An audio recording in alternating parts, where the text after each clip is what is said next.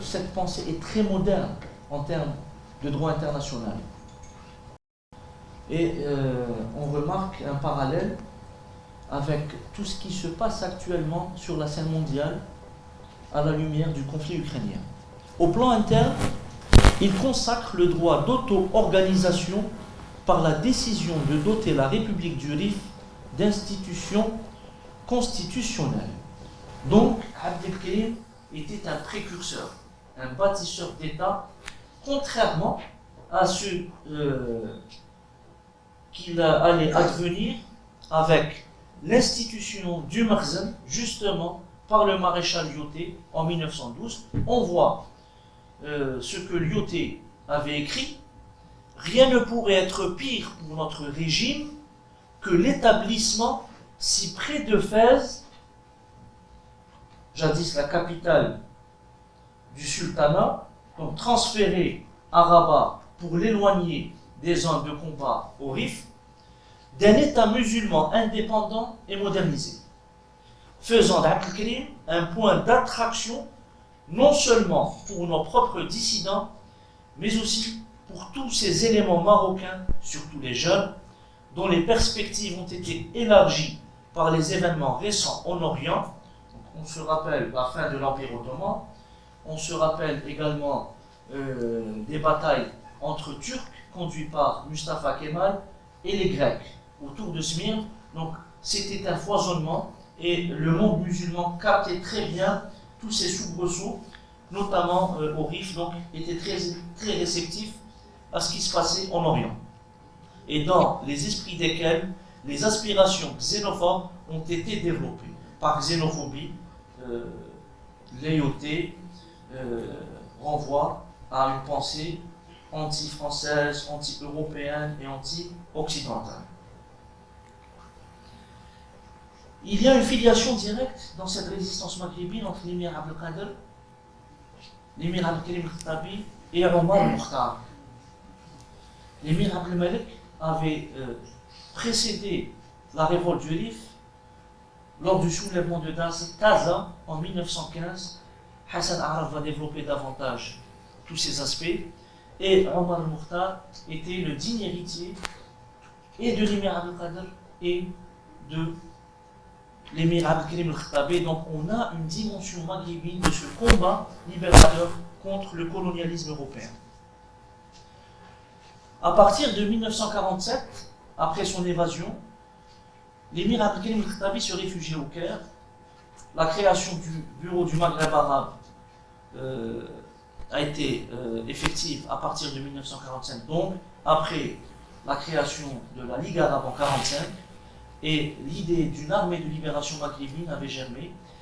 L'émir Abdelkrim avait affirmé alors: nous affrontons nos envahisseurs unis, constitués de 25 millions de personnes ayant le même objectif et une vision d'indépendance totale du Maghreb arabe.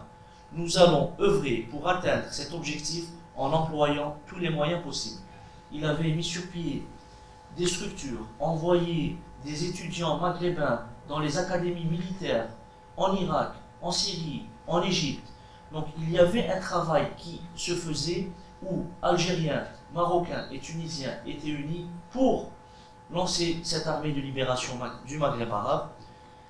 On voit cette photo pratiquement inédite où on remarque l'émir Abdelkrim, Lamine Barin et Hussein Aït Ahmed. Ce sont les personnalités phares du bureau du Maghreb arabe. Il y a d'autres militants maghrébins, donc marocains, tunisiens et algériens, mais sur cette photo, on a l'émir Abdelkrim, on a Lamine Barin et on a également Hussein Aït Ahmed. Je conclus rapidement par cette citation du président Mao Tse-tung. En 1971, une délégation palestinienne lui a rendu visite à Pékin. Il leur a déclaré: vous êtes venus pour que je vous parle de la guerre populaire de libération, alors que dans votre histoire récente, il y a Abdelkrim, qui est une des principales sources desquelles j'ai appris ce qu'est la guerre populaire de libération. Pourquoi donc avez-vous fait tout ce chemin alors que vous avez le maître Abdelkrim? Donc on voit comment la personnalité de l'émir Abdelkrim al-Khattabi avait rayonné non seulement au Maghreb, non seulement dans le monde arabe, au Mashriq, mais également auprès de tous les mouvements de libération contre l'impérialisme occidental. La citation du président Mao est une citation très révélatrice de l'impact de la pensée et de l'action de l'émir Abdelkrim al-Khattabi sur ces militants du tiers-monde qui ont bâti des États qui aujourd'hui, on le voit, sont en train de concurrencer les superpuissances. Je vous remercie, je passe la parole à mon collègue et ami Hassan Arad. Merci, Sih Ahmed. Je tiens tout d'abord à remercier le directeur général de l'Institut national des études et de stratégie globale, M. Mjahid, honorable assistance, Monsieur le directeur général, bonjour. Aujourd'hui, 8 février 2023, il y a 60 ans, jour pour jour, décède Mohamed Ben Abdelkrim al-Khattabi en exil, au Caire. Mais le Caire, c'était sa terre également, comme il le disait dans ses livres. Parce qu'il a choisi de s'établir au Caire alors que son propre pays a refusé d'être enterré. Donc, dans sa terre de ses ancêtres, ce Rif qu'il avait tant chéri, tant adoré. Ce Rif pour lequel il n'avait jamais cessé de réclamer l'indépendance. Parce que lorsque, au moment du plus grand affrontement avec les Espagnols, il n'a pas cessé de dire, et je le cite, « Nous réclamons rien de l'Espagne, à part l'indépendance du Rif, un Rif pour lequel il va tracer une perspective et l'inscrire dans une optique moderne, parce qu'il va établir une véritable république avec l'ensemble donc de ses institutions en se basant pour l'intérêt de son peuple et de ce territoire qui devait vivre, comme il le disait, dans l'indépendance et la dignité. Avant de revenir sur la création de la République du Rif, qui a été proclamée le 1er février 1921, j'aimerais rappeler qu'il y avait des précédents au Maghreb. Tout d'abord, on doit remonter, je pense, à la fin de 1915 et le début de 1916, lorsque, à Genève, il va y avoir la naissance de ce qu'on appelle le comité algéro-tunisien. Et ce comité, dont on n'a pas parlé, dont les historiens n'ont pas évoqué, parce que c'était le premier comité qui va déposer un mémorandum à Versailles, qui est différent du mémorandum de l'émir Khaled, on doit le dire. Et ce mémorandum, ce mémoire, stipule l'indépendance totale du Maghreb. Il n'était pas question d'égalité entre les peuples. À l'époque, on parlait d'égalité entre les peuples colonisés et les populations européennes qui ont occupé illégalement, évidemment, les territoires occupés. Ce mémorandum va faire date parce que c'était la première forme d'un engagement maghrébin. Et puis en 1915, toujours, il va y avoir également, pas loin du Rif, dans la région de Taza, ce soulèvement extraordinaire mené, tenez-vous bien, par le fils de l'émir Abdelkader, Abdelmalik Ben Abdelkader, qui avait mobilisé à la fois des Algériens et des Rifins dans une révolte extraordinaire et que Abdelkrim al-Khattabi avait applaudi dans un premier temps avant de participer à ce soulèvement de 1915. Et parmi ces Algériens qui ont participé donc à ce soulèvement de Abdelmalek Ben Abdelkader, il y avait ce Ali El-Hammami, un autre militant pour le Maghreb. Cet Algérien né à Tiret au début du siècle et qui va écrire un livre, d'ailleurs le livre c'est Idriss, qui est publié en 1948 et qui a été d'ailleurs préfacé par Abdelkrim al-Khattabi, parce que Idriss, le personnage principal de ce roman, était un rifin qui va vivre justement cet idéal, ce rêve d'indépendance dans le rif de Mohamed Ben Abdelkrim. Donc la République du Rif, pour tous les historiens, ils disent qu'elle va façonner non seulement l'histoire du Maghreb, mais surtout l'histoire de l'Europe du Sud, notamment la France et l'Espagne, qui vont mobiliser d'autres ressources pour revoir leur système indigne de colonisation. Et c'est dans cette perspective que la jeunesse du monde entier va applaudir donc l'initiative de Abdelkrim, non seulement au Maghreb et dans le monde arabe, mais aussi, ça sera le cas, en Asie, on va le voir tout à l'heure, en Amérique du Sud, et même chez une partie de la jeunesse occidentale. Je pense à Aragon, le fameux poète français qui disait Abdelkrim al-Khattabi était l'idéal de notre jeunesse, la jeunesse occidentale, il voulait dire.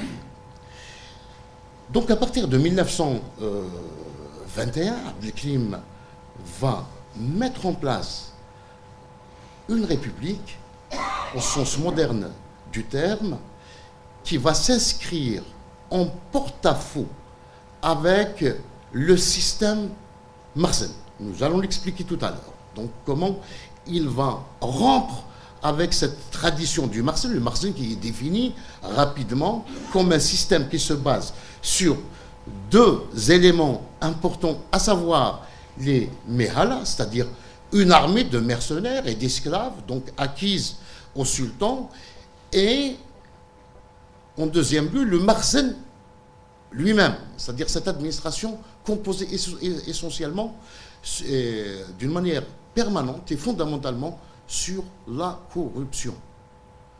Je pense que cette définition du Marzen, donc du début du XXe siècle, elle est valable même aujourd'hui, au début du XXIe siècle. Les choses n'ont pas tout à fait changé, mais peut-être ce qui a changé, c'est le discours de Abdelkrim.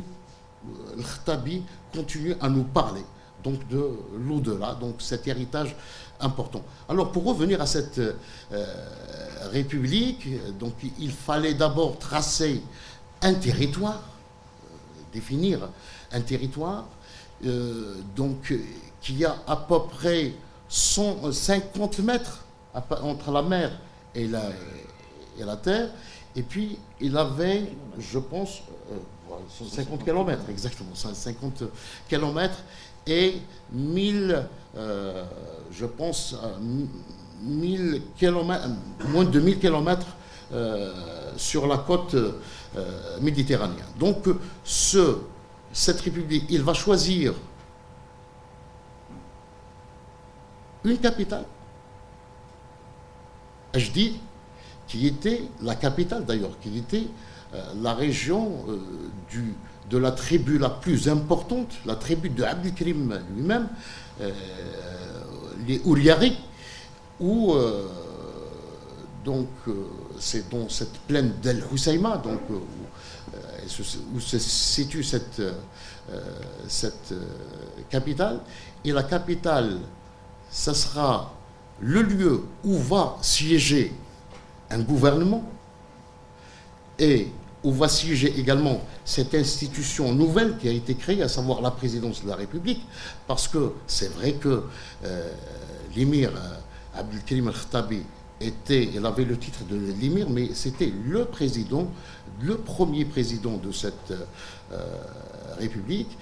Il va mettre en place, il va œuvrer pour élire un parlement. Donc il y avait le pouvoir exécutif, le gouvernement avec tous les ministères de souveraineté. Donc vous avez le ministère de la guerre, c'est-à-dire le ministère de la Défense nationale, le ministère de l'Intérieur, le ministère de la Justice, qui était un ministère très très important pour lui. Vous avez même le ministère des Affaires sociales, parce qu'il fallait aider les enfants et les veuves des combattants du RIF. Vous avez également donc ce Parlement de 80 députés élus directement par les cantons, parce que Abdelkrim, on doit le rappeler, il avait non seulement rompu avec le système donc Marzen, mais même avec les traditions archaïques de sa propre des tribus du Rif, parce que les tribus vivaient pratiquement vivaient de rivalité. Il y avait une douzaine de tribus qui se guerroyaient avant l'événement de Abdelkrim Al-Khattabi. D'ailleurs, il y a une anecdote, on disait que les hommes, pendant des années, n'avaient pas le... Excusez-moi.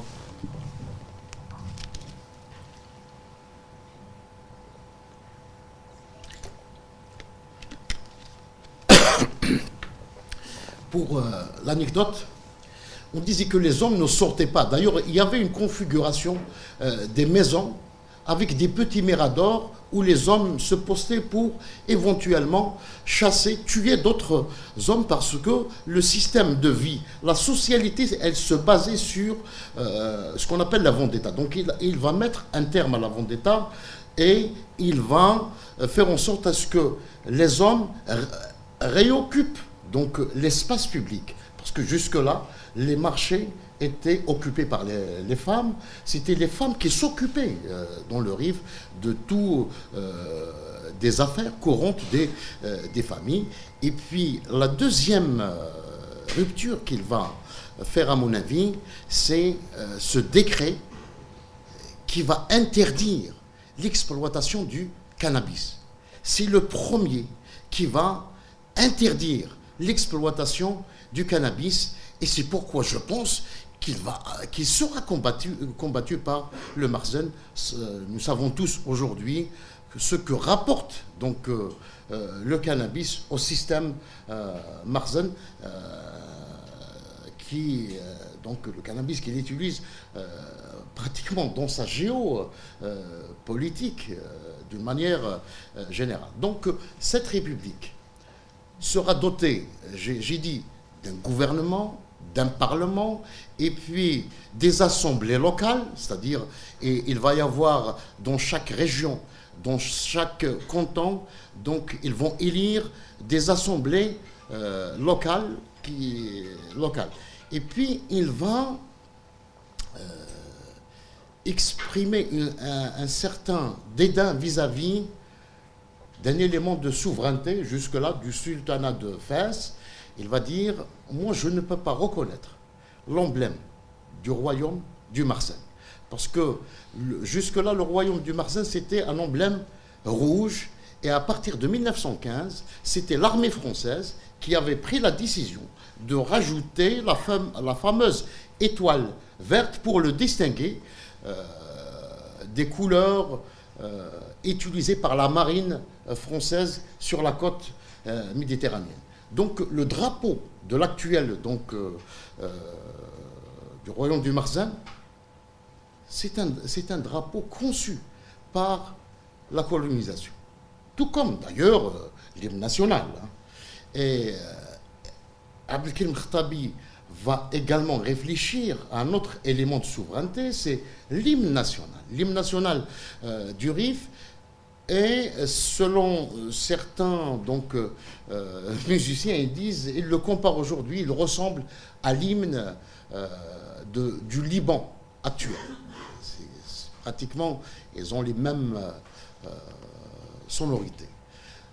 Voilà pour la République, donc dotée de toutes les institutions de souveraineté, même sur le plan symbolique, on retrouve tout ce qui compose donc un État, parce que le gouvernement, il se laissait contrôler par, c'est-à-dire l'exécutif se laissait contrôler par le législatif, parce que les décisions prises, elles sont toujours donc adoptées par l'Assemblée des 80 députés élus, et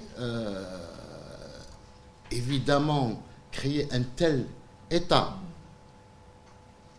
va gêner non seulement donc les affaires du Marzen, même si le sultan à l'époque était un fantoche entre les mains donc de l'IOT. C'est lui qui gérait, si vous voulez, ce protectorat. Donc il était acquis complètement donc à la stratégie colonialiste, que ce soit des Espagnols, que ce soit des Français.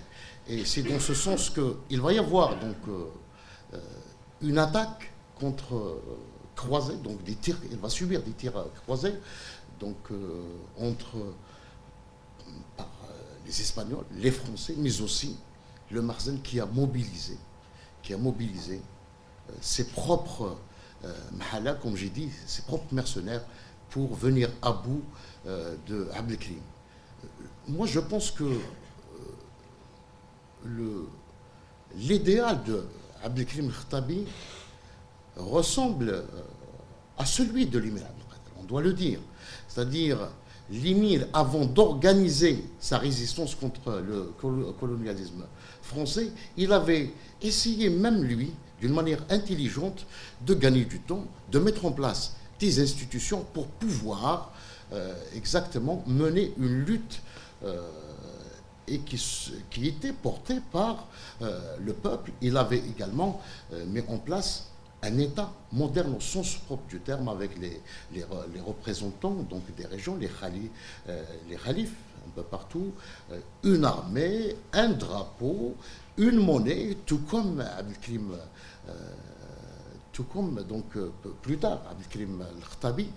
C'est pourquoi on ne peut pas ne pas dire aujourd'hui que Abdelkrim Khattabi est tombé du ciel, c'est-à-dire c'est d'envoyer quelqu'un qui... Mais l'héritage de Abdelkader, elle est là. L'héritage de l'émir Abdelkader, dont la conduite, dont la stratégie de Abdelkrim Khattabi est là, elle est visible à plus d'un titre. Donc voilà, en ce qui concerne la République et la chute donc en 1926, une terrible chute donc qui va même la chute d'ailleurs, elle ressemble à la fin donc du combat de l'émir Abdelkader, qui a renoncé au combat pour sauver également, c'est la même chose. L'émir Abdelkader, quand il a vu les pratiques de Bugeaud, les enfumades, les razzias, la machine exterminatrice mise en place par Bugeaud, il a décidé, il vaut mieux que je préserve les populations algériennes que de poursuivre pour le moment le combat. Et Abdelkrim Khattabi, c'est la même chose. Contre les Européens, contre les armées combinées, donc espagnoles, françaises, et les mercenaires du Marzen vont l'attaquer. Il décide de préserver ce qu'il fallait préserver, parce qu'il y avait quand même beaucoup de morts, donc il fallait préserver cette population civile du Rif. Il a décidé de renoncer, donc de signer l'armistice. Après donc la signature de l'armistice, il sera déporté. C'est le procédé des colonialistes en Algérie. On a connu, la déportation était a commencé en Algérie, on doit le rappeler. Donc tous les grands militants, tous les grands résistants ont été déportés en Nouvelle-Calédonie, mais aussi en Guyane. Et lui, il sera déporté donc en Réunion jusqu'en 1946, jusqu'en 1947 plutôt. Donc il arrive en 1947, il devait être conduit à Marseille. Quand il arrive donc au canal de Suez, donc on l'a aidé pour s'échapper, il va s'établir au Caire. Le Caire, il arrive en 1947, mais on doit le rappeler que le Caire, c'était également une sorte déjà, à cette époque-là, une sorte de Mecque des révolutionnaires, parce qu'il y avait déjà des militants algériens comme Chadli el-Mekki, d'abord, et puis il y a eu également la mine de Barine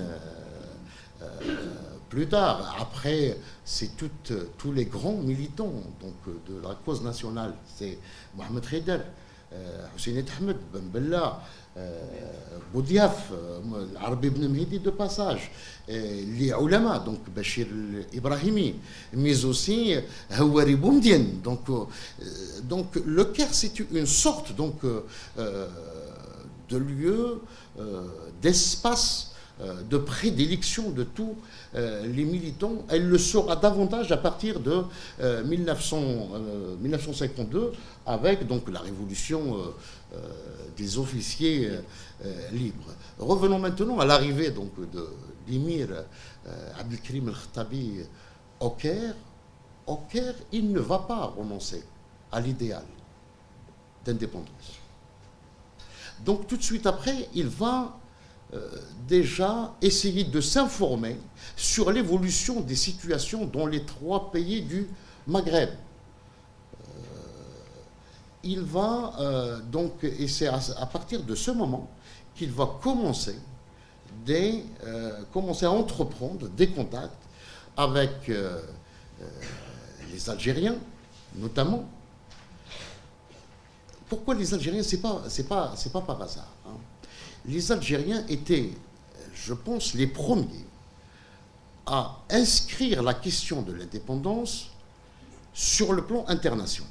Moi, je pars non pas il est clair, la proclamation du 1er novembre, mais aussi d'autres textes du Front de libération nationale, mais ce congrès de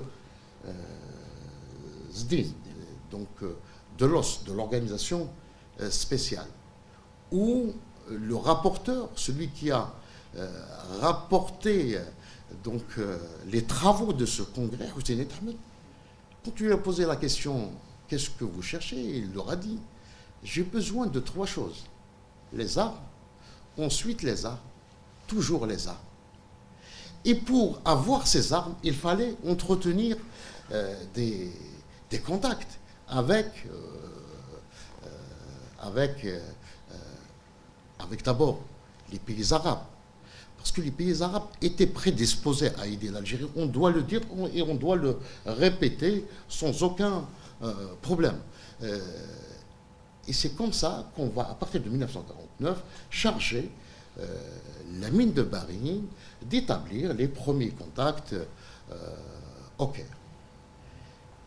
Et malheureusement, en 1950, l'organisation spéciale a été découverte, donc certains militants et responsables ont été arrêtés, d'autres ont décidé donc de s'installer à l'étranger, comme Ahmed Khaider à l'étranger. Ahmed Ben Bella, il a été arrêté, il va donc réussir à s'évader en 1953 pour les rejoindre après au Caire. Et au Caire, ces 3 militants seront contactés par Abdelkrim. Mohamed Boudiaf parle dans ses mémoires, il parle donc des premiers contacts avec les émissaires de Abdelkrim. Il dit à partir de 1952, nous avons réfléchi à remettre en place les structures, les anciennes structures de l'organisation spéciale. Et c'est comme ça, je pense en 1953, il va y avoir deux émissaires importants, donc de Abdelkrim El-Khattabi, qui vont venir en Algérie, et ils vont essayer de prendre contact avec les responsables du parti, le parti qui était déjà affaibli par les divisions internes, etc. Et ils ont eu l'honneur de rencontrer le militant à l'époque, Abdelhamid Mehri. Il leur a dit, si vous voulez rencontrer le responsable, parce qu'il ne voulait pas l'orienter à l'époque, c'était Mzarna qui était à la tête du MTLD. Par contre, je peux vous mettre en contact avec les gens qui ont initié un combat qui pense à inscrire la question algérienne dans une action directe, c'est-à-dire ceux qui réfléchissent au déclenchement d'une lutte armée contre le colonialisme. Donc ils vont rencontrer Mohamed Boudiaf. Mohamed Boudiaf fait appel à Didouche d'abord. Ils ont discuté. Et à la fin de ces pourparlers, de ces discussions, les deux émissaires de Abdelkrim El-Khattabi, Hamadi Abdelaziz et Ibrahim Todd, pour les nommer, vont faire un rapport d'extrême importance parce qu'ils ont écrit à Abdelkrim El-Khattabi que les Algériens étaient sur le point, donc d'un point de vue organisationnel, mais d'un point de vue militaire, sur le point de passer à l'action directe, mais aussi d'une manière organisée, c'est-à-dire d'une manière qui consiste à déclencher une guerre révolutionnaire.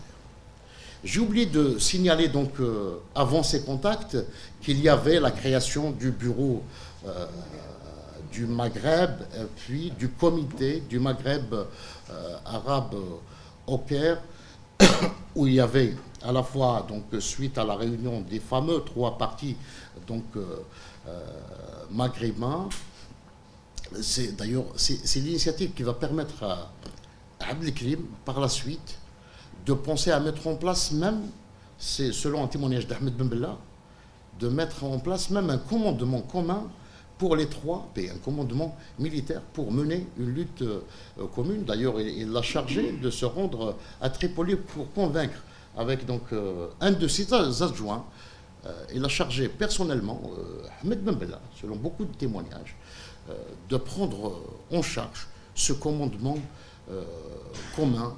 Mais les choses vont prendre une autre orientation. Je vais vous dire pourquoi tout à l'heure. Parce qu'avant le déclenchement, il y avait des contacts. Et après le déclenchement de la guerre de libération nationale, il y avait d'autres contacts, notamment avec les principaux responsables du Front de libération nationale qui ont œuvré pour le déclenchement de la guerre de libération, à savoir Mohamed El-Arbi ibn Mehdi, Hussein Ahmed, Mohamed Boudiaf, Ahmed Ben Bella et Mohamed Khidr. C'est une rencontre au Caire. Certains disent, donc il y a trois versions des historiens, je pense. Certains disent que cette rencontre a eu lieu en 1955, d'autres disent au début de l'année de 1956, je pars sous le contrôle du professeur Zridi, parce que pour les dates, c'est très très important. On n'a pas exactement la date, mais il y a eu cette réunion où c'est les militants du FLN, donc c'était pratiquement le commandement de la guerre de libération nationale, qui avait rencontré Mohamed Ben Abdelkrim El-Khattabi. Et puis, donc, il va y avoir une dynamique, celle qui consiste donc à unifier les rangs pour défendre, parce que la devise de Abdelkrim El-Khattabi était la libération totale du Maghreb et pas de négociation s'il n'y a pas indépendance. Donc d'ailleurs c'est la stratégie même du Front de libération nationale qui est inscrite dans la plateforme, dans la proclamation du 1er novembre. Et puis, avec l'échec de la mise en place de ce commandement commun, donc en 1956, il va y avoir un incident quelques années plus tard, c'est-à-dire quelques mois plus tard, l'arrestation des cinq. Des cinq, et nous savons maintenant que derrière l'arrestation, il y avait l'implication totale de Hassan, qui était le prince, qui était prince héritier. Nous avons le témoignage de Allel Ta'alibi, qui était à l'époque le responsable du Front de libération nationale au Maroc. Il était même sur le tarmac de l'aéroport. Il a vu donc un comportement bizarre de ce diabolique Hassan II, comme il le nommait. Donc moi je reprends ce que m'avait dit dans un enregistrement donc Allel Ta'alibi. Donc on ne peut pas ne pas faire le lien. C'est-à-dire l'implication, encore une fois, du Makhzen pour affaiblir cet élan libérateur. Parce que l'année 56 et l'année 57, incontestablement, étaient les années de l'ALN. C'était les années de l'ALN, jusqu'à 1958 d'ailleurs. Hein. Donc, est-ce que ça ne participe pas d'une stratégie donc, de sabotage? Donc, l'Imir Abdelkrim Al-Khattabi, c'est vrai pour moi, maintenant c'est ma lecture. Je pense que l'aura qu'il a eue, il le mérite. Donc il n'y a aucun problème parce qu'il était un précurseur, comme l'a surnommé Ho Chi Minh. Ho Chi Minh, qu'il avait même, d'ailleurs Ho Chi Minh avait même fait des grèves en 1925 pour empêcher l'armement français de Ho Chi Minh, donc mais sans les Algériens, sans la dynamique, parce qu'on retrouve les Algériens à tous les niveaux dans cette histoire, donc dans cette épopée de l'Émir. Sans les Algériens, ils n'auraient pas donc l'importance qu'il avait, parce que la seule guerre révolutionnaire qu'on ne veut ou non aujourd'hui, la seule guerre de libération nationale, ce n'est plus la libération, donc le mouvement de Abdelkrim, mais c'est la révolution de novembre. Et je vous remercie. يقول المثل العربي ما أشبه ليلة الأمس بالبارحة. يعني التاريخ يتكرر. اليوم بالبارحة.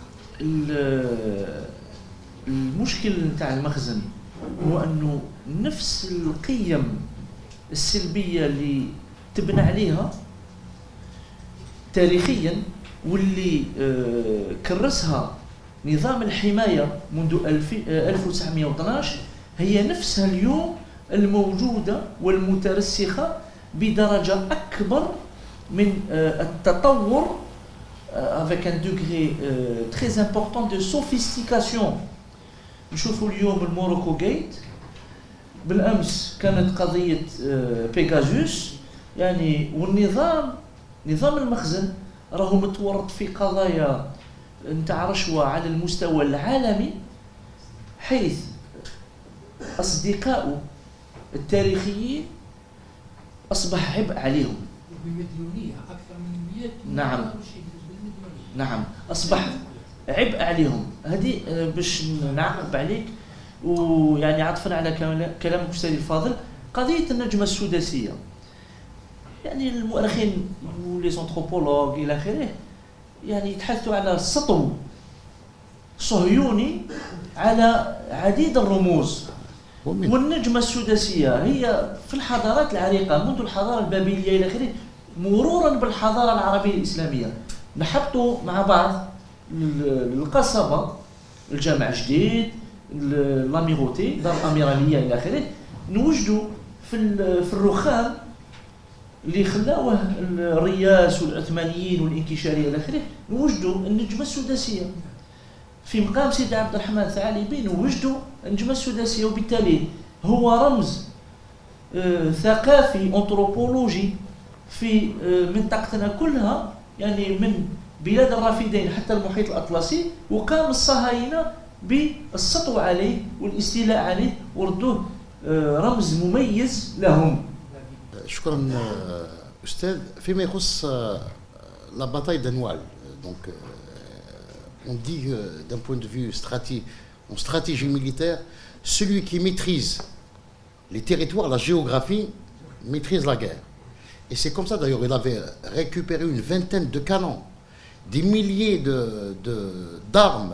C'était une victoire, j'ai dit, qui avait un rayonnement, non seulement sur le Rif, en Algérie, en Tunisie, en Asie, en Occident. J'ai dit c'est une bataille, c'est une victoire qui a marqué les esprits. C'est pourquoi toutes les grandes figures, d'ailleurs révolutionnaires, y compris Che Guevara, quand il s'est rendu au Caire, il avait demandé à voir des conseils de Abdelkrim Khattabi.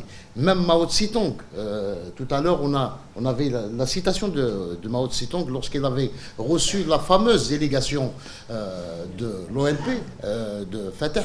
D'ailleurs, il y a le bulletin de l'OLP, on peut le consulter, hein.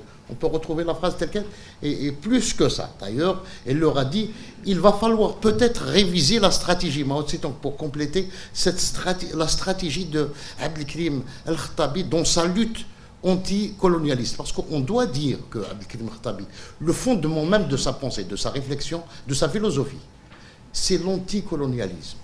Et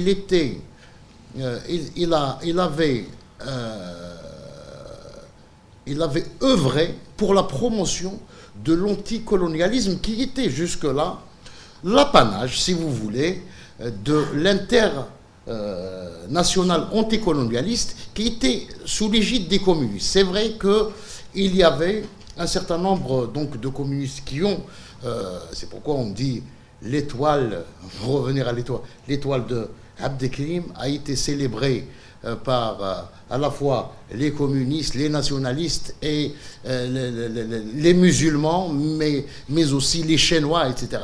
C'est pour vous dire la dimension de ce